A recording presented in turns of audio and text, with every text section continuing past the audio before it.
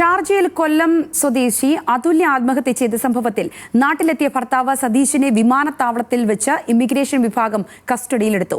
Lookout notice നിലനിൽക്കുന്ന സാഹചര്യത്തിലാണ് നടപടി. അന്വേഷണ സംഘം സതീഷിനെ കൊല്ലത്തെത്തിച്ച് മൊഴിയെടുത്ത ശേഷം വിട്ടയക്കും. ജില്ലാ കോടതിയിൽ നിന്ന് ഇടക്കാല മുൻകൂർ ജാമ്യം സതീഷിന് ലഭിച്ചിരുന്നു. കൊല്ലം തേവലക്കര സ്വദേശിനി അതുല്യ ഷാർജയിൽ ദുരൂഹ സാഹചര്യത്തിൽ ആത്മഹത്യ ചെയ്യപ്പെട്ട നിലയിൽ കണ്ടെത്തിയ കേസ് കഴിഞ്ഞ ദിവസമാണ് സംസ്ഥാന ക്രൈംബ്രാഞ്ചിന് കൈമാറിയത്. ഇതിനു പിന്നാലെയാണ് അതുല്യയുടെ ഭർത്താവ് സതീഷ് നാട്ടിലെത്തിയത്. തിരുവനന്തപുരം വിമാനത്താവളത്തിലെത്തിയ സതീഷിനെ എയർപോർട്ട് പോലീസ് കസ്റ്റഡിയിലെടുത്ത് വലിയതുറ പോലീസിന് കൈമാറി. നേരത്തെ സതീഷ് കൊല്ലം ജില്ലാ കോടതി സമീപിച്ച് ഇടക്കാല മുൻകൂർ ജാമ്യം നേടിയിരുന്നു. അന്വേഷണത്തോട് സഹകരിക്കാനാണ് നാട്ടിലെത്തിയതെന്ന് സതീഷ് പ്രതികരിച്ചു.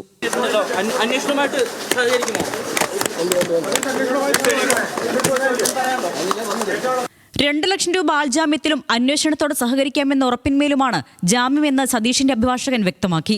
2 ലക്ഷം രൂപ വരുന്ന 2 ജാമ്യക്കാരെ ഹാജരാക്കി ജാമ്യത്തിൽ അറസ്റ്റ് ചെയ്യുന്ന സമയത്ത് ജാമ്യത്തിൽ വിടണമെന്നാണ് ബഹുമാനപ്പെട്ട ജില്ലാ കോടതി പറഞ്ഞിട്ടുള്ളത്. അന്വേഷണവുമായി പൂർണ്ണമായും സഹകരിക്കാൻ സതീഷ് തയ്യാറാണ്. അതുകൊണ്ടാണ് നാട്ടിലേക്ക് വന്നത്. അതേസമയം ജാമ്യം റദ്ദാക്കുന്നതിന് കോടതിയെ സമീപിക്കുമെന്നും സതീഷിന് പരമാവധി ശിക്ഷ ഉറപ്പാക്കുന്നതുമായി ബന്ധപ്പെട്ട് നിയമവിദഗ്ധരെ സമീപിക്കുമെന്നും അതുല്യയുടെ പിതാവ് രാജശേഖരൻ പിള്ള പറഞ്ഞു.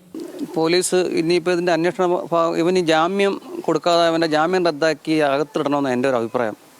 എന്നെങ്കിലും ഇത് കറക്റ്റ് തെളിയിക്കാൻ പറ്റൂ. ഇവനെ ഇനി കസ്റ്റഡിയിലെടുത്ത് ചോദ്യം ചെയ്യാതെ നമുക്ക് കറക്റ്റായിട്ട് എന്താണ് അന്ന് സംഭവിച്ചതെന്ന് നമുക്കറിയാൻ പറ്റത്തില്ല. എൻ്റെ കുഞ്ഞിന് കഴുത്തിൽ കുരുക്കിട്ട് ഒരിക്കലും അവളത് ചെയ്യാത്തവളാണ്. ഒരിക്കലും ചെയ്യുമെന്ന് ഞാൻ വിശ്വസിക്കത്തില്ല.